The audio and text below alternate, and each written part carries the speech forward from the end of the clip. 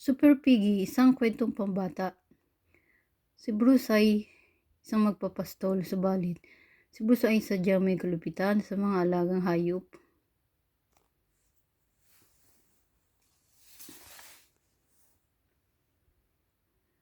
Kung kaya't siya ay isinumbong ng isang mensahero sa diwata. Ang diwata ay nagpakita sa panaginip at isinumpa siya. Sinabing, ikaw ay nababagay sa kabilang mundo.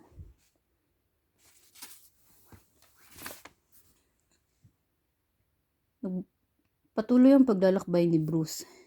Tiniis ang init at lamig, pagod. At ang kanyang sombrero gamit ay isang panyo. At ang kanyang bag ay gawa sa tuyong dahon. Nag-volunteer siya na pumasok bilang isang sundalo sa mundo ng kristal. Pinagtawanan siya ng mga ito kasi isang tao at walang power at hindi malakas.